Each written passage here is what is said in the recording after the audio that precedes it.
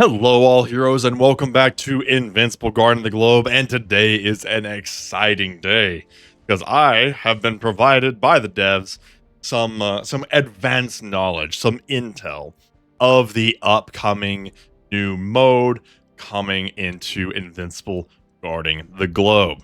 So, like I said, if you do want to support me, you can go down below and subscribe. And if you wish to support me further, you can become a member as well. The funds very much help me actually make the content that you are seeing and helps me make it as high quality as humanly possible. Now, without further ado, here we go. We have what seems to be the event known as Alliance Warfare. This is going to be a PvP event that is based around having your alliance battle another alliance for territory.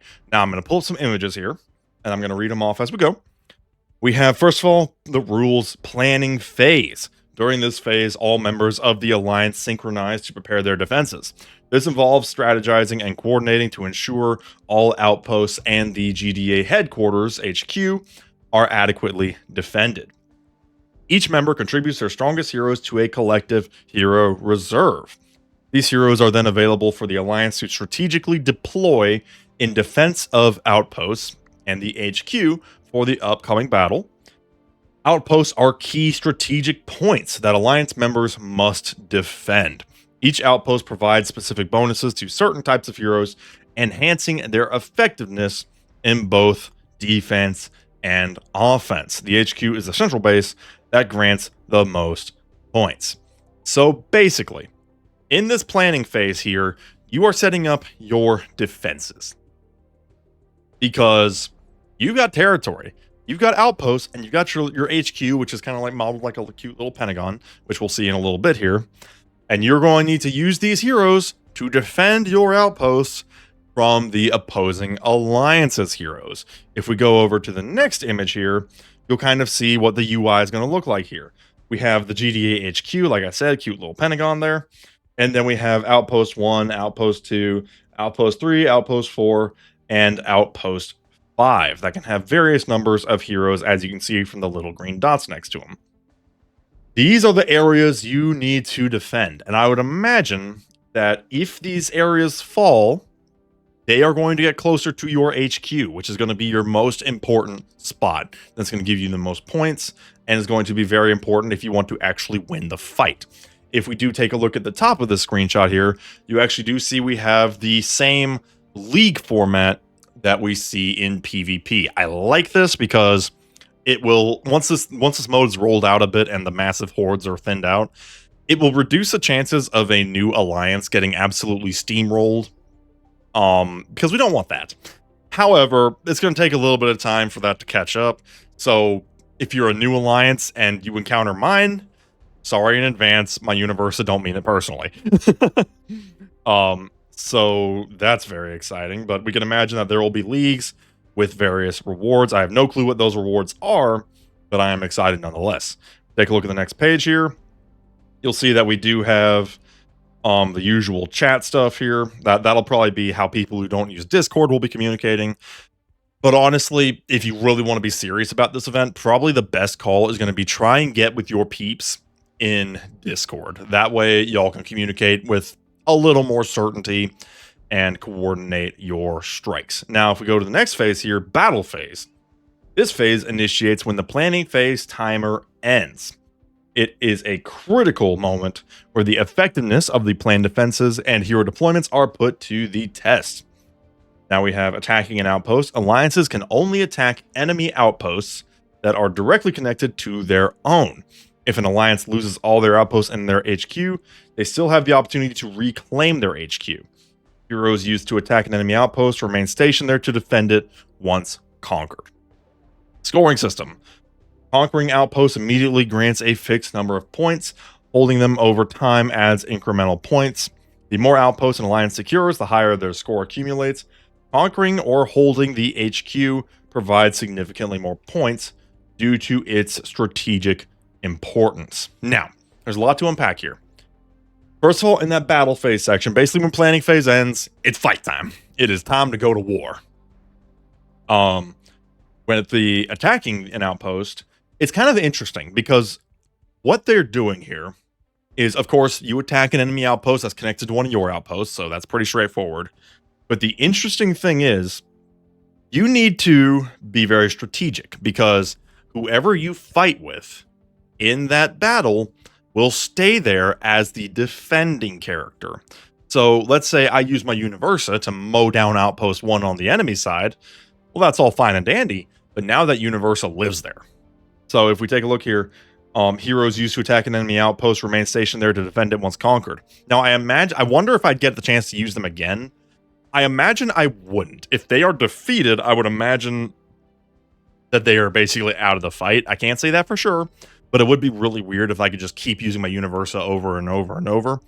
So I'd have to imagine that she will take an outpost, will then defend that outpost, and basically that is her home. And if she's defeated, then tough luck, I lose my Universa, basically. So you have to be very strategic. You don't want to undercommit, because I imagine that would cost you heroes.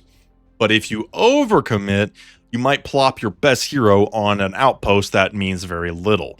Especially considering that the HQs are the most important thing. The little pentagons are by far the most important bit. So you're probably going to want to try and save your heaviest hitters for that, because you're going to want to take it and they're going to want to defend it.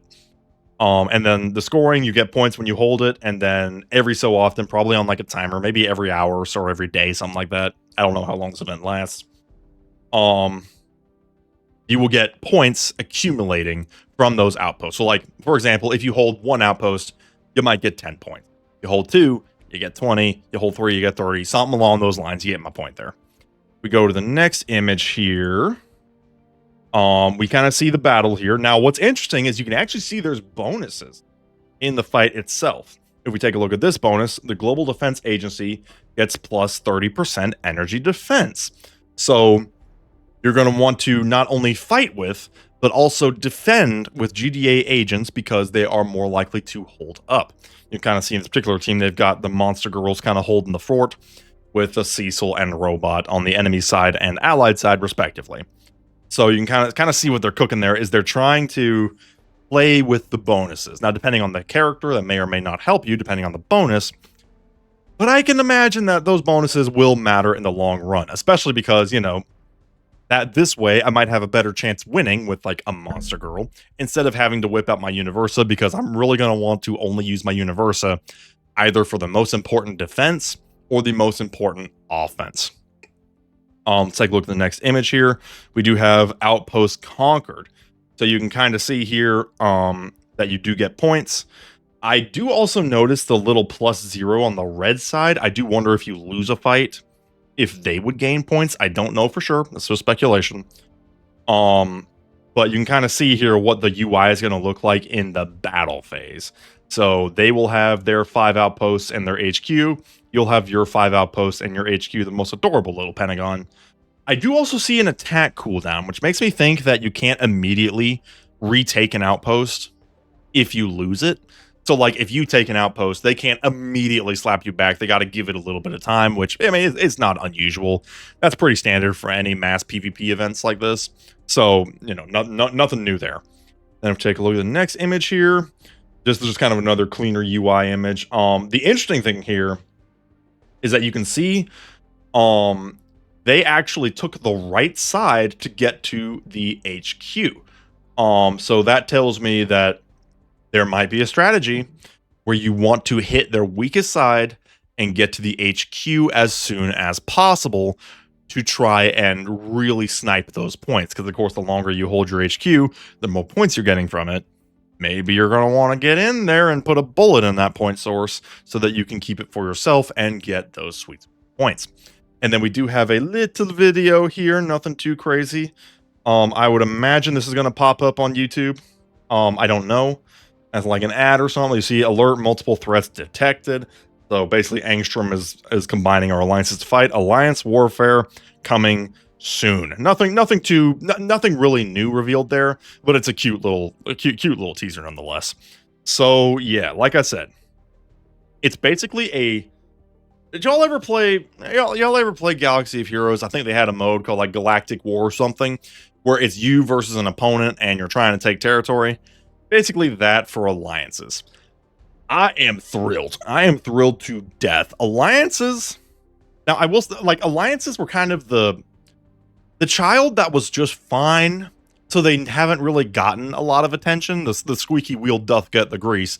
And Alliance has not really been the squeaky wheel. They've been just fine aside from getting, and they haven't really gotten a whole lot of attention aside from some new regions. This is an Alliance mode. We're finally getting some love and a reason for your Alliance members to communicate. Because honestly, you can kind of do your own thing right now and it'd be fine. Now, you're going to want to communicate. So, how to prepare? First of all, make sure you are in touch with your Alliance members. Communication is going to be important, especially if you go up against an Alliance that knows what they're doing. Sometimes you will be able to just wing it. And you know what? Great. Sometimes you will not.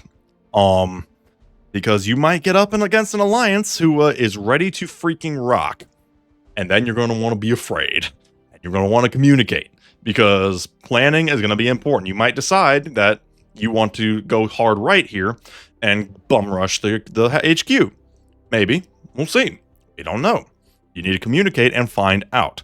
I will also say, this game mode really encourages big rosters. I do see we have a hero reserve there. I don't know if that's just for defense or if that applies to attacking as well. I do not know. But a beefy roster is going to be important because levels are going to matter here. Whales are going to have a very good time. No denying that. That's kind of the nature of the beast. I mean, you know, we play mobile games. This is the cross we choose to bear.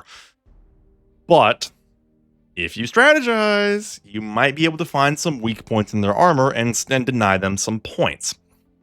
A large girthy roster though is going to help you out a lot. Like, unironically, well, okay, maybe not the Lucans, but having multiples of some A+ characters like Universa or Invincible ain't the worst idea. Now the question is, like I said, with the hero reserves, and when we look at the planning phase, it specifically says that the hero reserves are available for the Alliance to deploy in defense.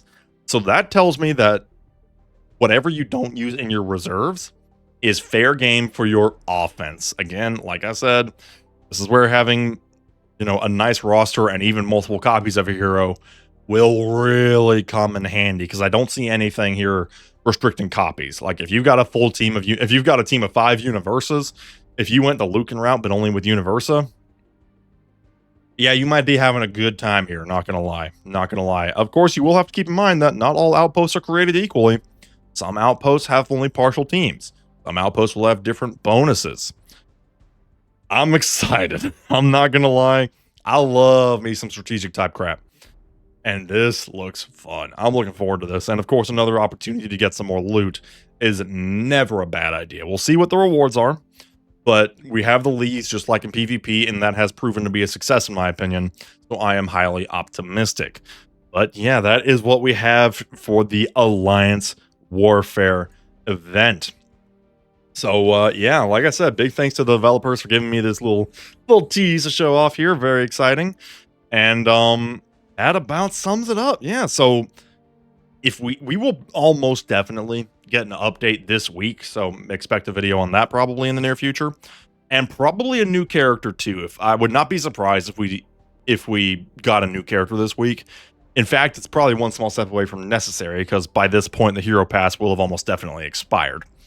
So yeah, this next couple weeks, these are going to be big. These are going to be real big.